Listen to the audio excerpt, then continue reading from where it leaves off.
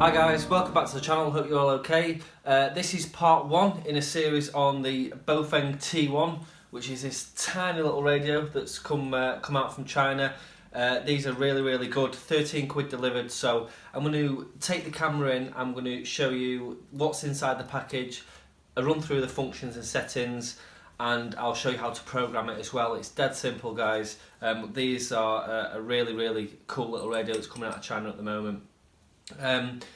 I'll also show you a little short range test on this as well. I've got a longer range test coming in part two, but if you want to see a sort of pedestrian mobile test at short range, one of these, then check out Fred in the Shed channel. I'll put a link to his video in the description, and he did a good review on this radio, and he did a nice little close range test with some quite surprising results considering it's got such a small antenna. So yeah, I'll bring the camera in now guys and we'll have a close look at this radio.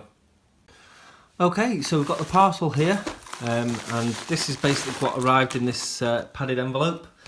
You've got the instruction manual here, which is dead simple to use. It is in English, and it's pretty straightforward. If you've used, I say this in all my videos, if you've used these types of radios before, then you won't really need this manual, and I'll show you the basics in this video now anyway. So that's the manual there. We've got a little earpiece, which is similar to the earpieces you always get with Baofeng. The only difference is the plug on it there, which I'll come to in a little while. I got mine with a programming cable and the software on a CD. Now, this might not be the same for you. When I actually opened the CD, the software wasn't on there. So I just searched 9100 programming software or Baofeng T1 programming software, and it came up. I'm not going to put a link in the description because when I do that, links expire and end up with hundreds of comments with people asking for software, and I can't send software out. So we've got the programming cable in there and also the charging cable.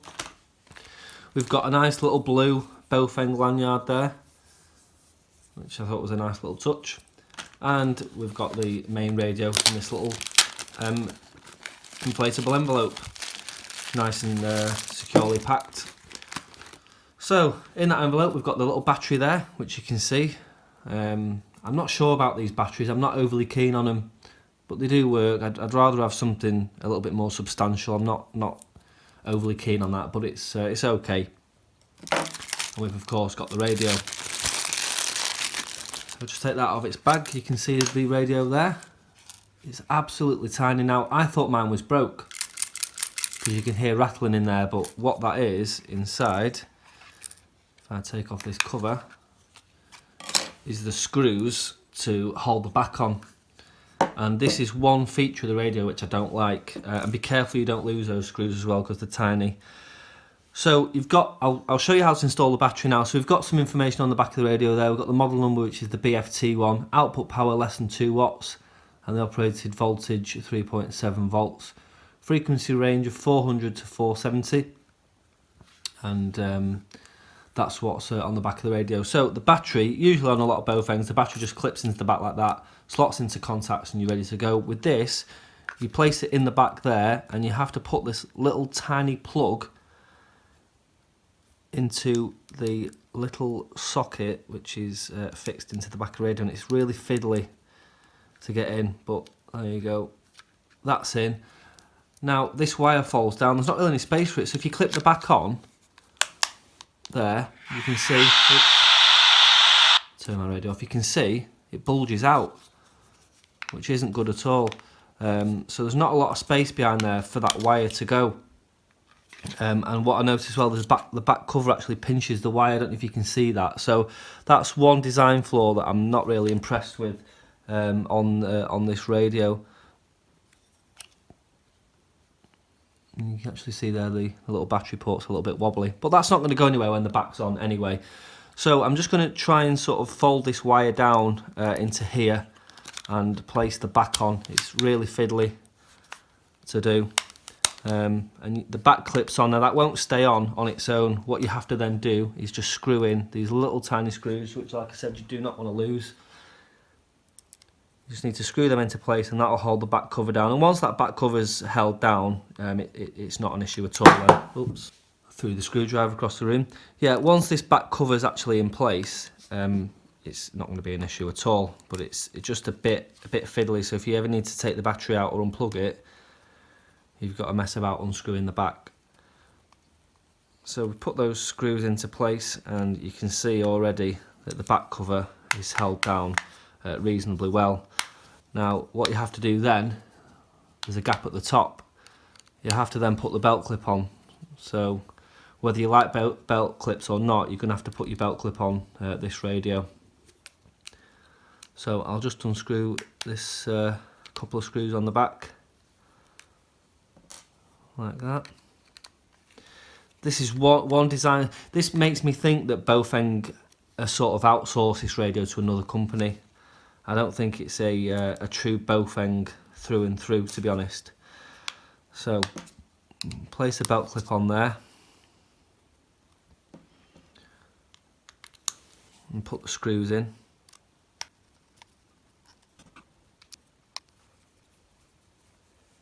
You can see it starts to close that gap on the back, and then the back is nice and secure, there's no gaps whatsoever. So that's the radio pretty much set up. You can put your lanyard on if you want to, through the little hole in the stubby antenna. I'm not going to do that.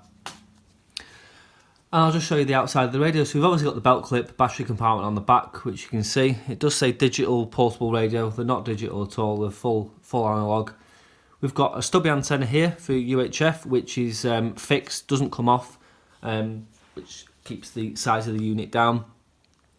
We've got the on-off power button there. We've got another little gap there for a lanyard to go in, and we've got an LED light here. And I thought this would be a rotary encoder, like a volume switch or an on-off switch, but it's not. It doesn't turn. It's just a fixed little outcrop for the LED to go inside. We've got the speaker mic port on here, and you'll notice, different to any other Baofeng, it's only a single pin. So this allows your headset, single pin on your headset there, just to slot in place. It's not compatible with any other Baofeng speaker mics, and that's just behind a little rubber seal there. We've got the charging and programming port on the bottom there, which is a micro USB, which I thought was really handy. It's quite a nice feature of the radio.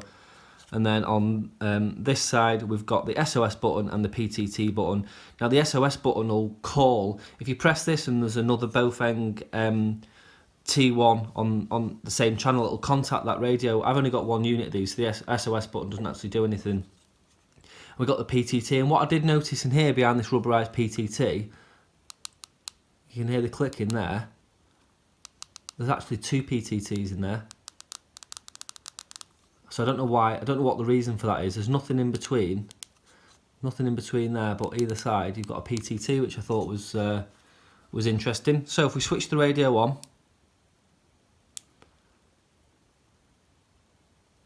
we've got the radio set up there. You've got your menu and key lock buttons on the front. You've got the button there to activate your flashlight, which is not the brightest, but it's the same as any other Baofeng flashlight really.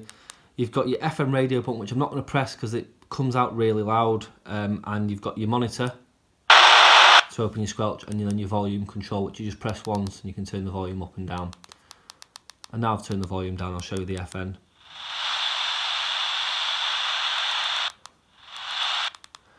You can just cycle through the frequencies there. What I'll do is I'll just quickly show you the settings inside. So we've got squelch there. I'll go up. We've got squelch, backlight, beep, so that turns the keypad beep on and off. Vox, so that's voice activated transmission, so you can set your levels and stuff in there. Voice, which turns the annoying English or Chinese voice on. Now, the only thing is you can turn the volume of the radio right down, but the voice will just be as loud, so I would recommend just keeping that turned off. We've got alarm, timeout timer, scan mode, so you can set your different scan modes in there. We've got relay, which I'll cover in a separate video. I've actually got another one of these on order. Relay only works with 2 of these sets. Busy channel lockout, so you can lock out busy channels on there and it'll skip it in the scan. Frequency step, which you don't actually need because you can't program a frequency from the keypad. RX code, so that's CCTSS or DCS on receive and transmit. And then wide or narrow deviation. So that's a basic overview of the settings, but I'm going to show you that more in the programming in a few minutes.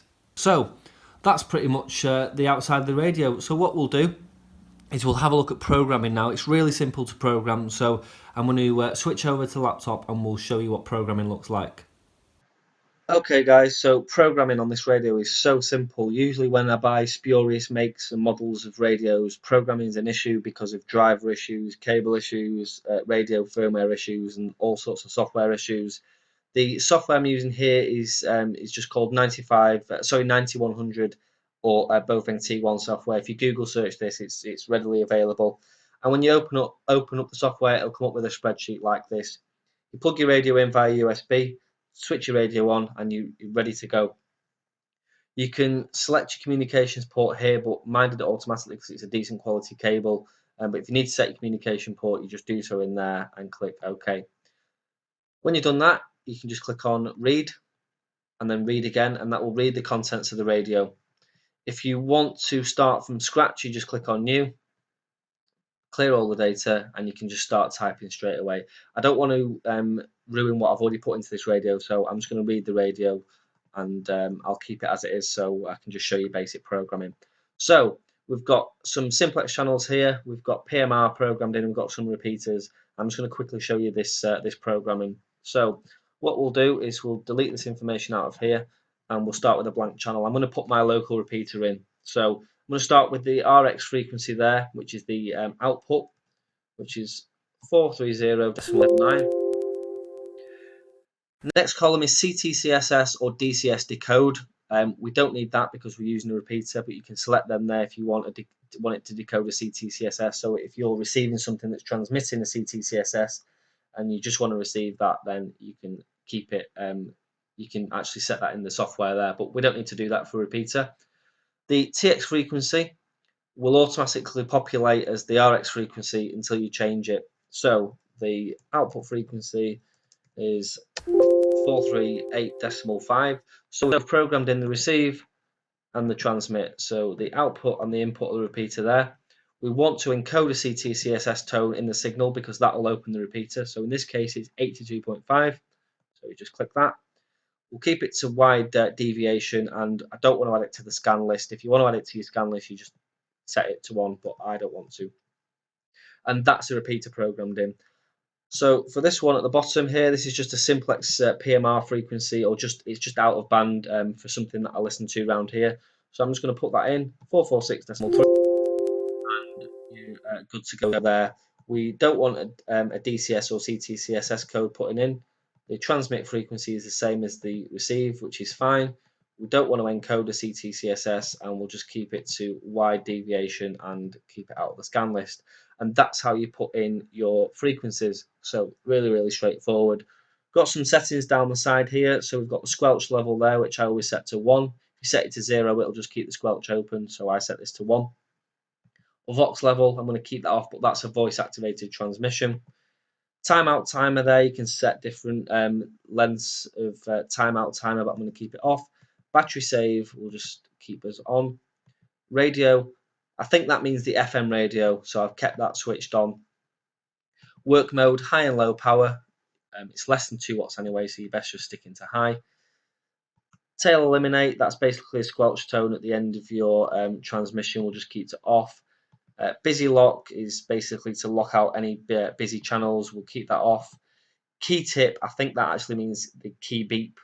So we'll keep that as off because it's annoying. Language of the voice setting inside the radio will keep us off because, as I say, it's really loud and really annoying. Relay transfer, this is basically for if you've got 2 sets. So I need to get another radio and do my homework on that.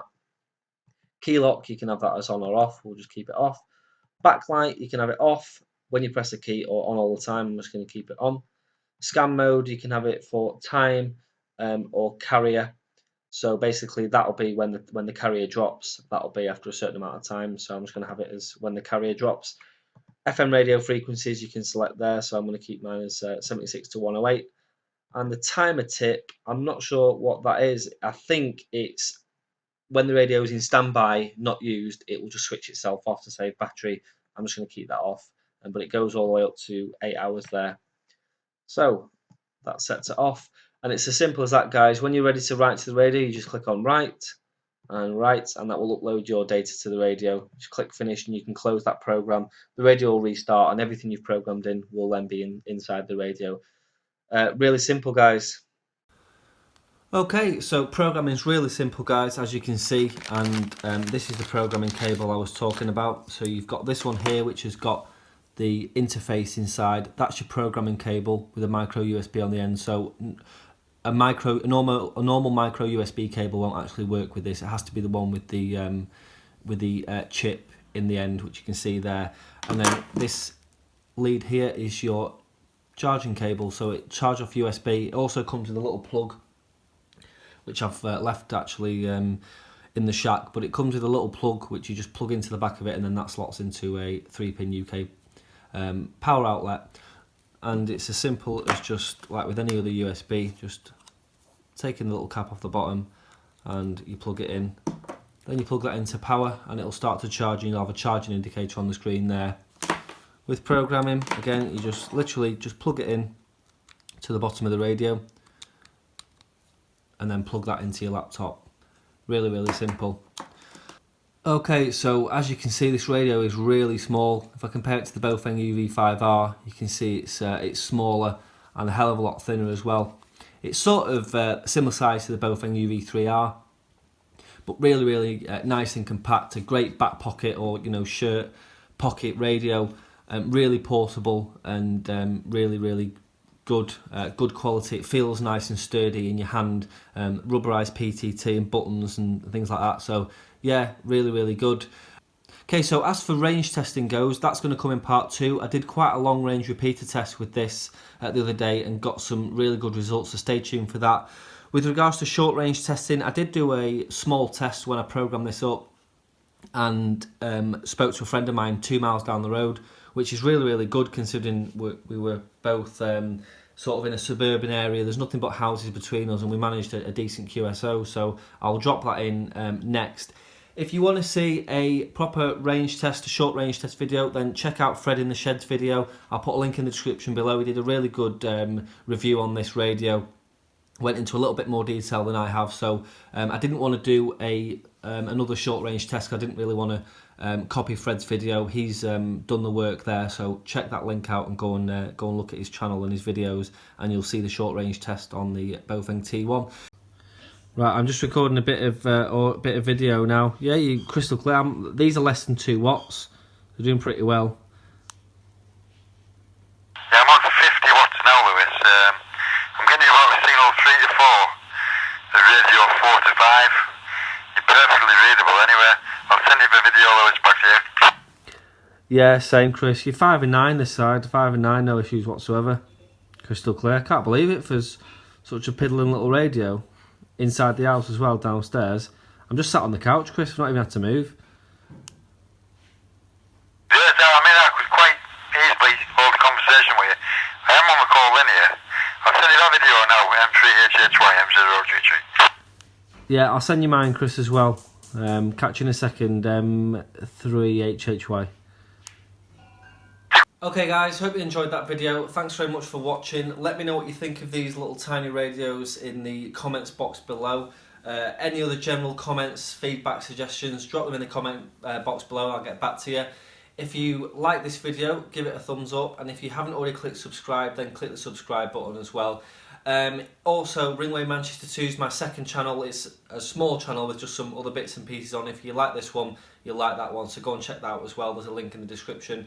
And we'll leave that one there. Stay tuned for part 2, guys, where I've got a long range repeater test, which some really good results come out of this radio as well. And we'll catch you in the next one. Thanks for watching. 7-3 for now.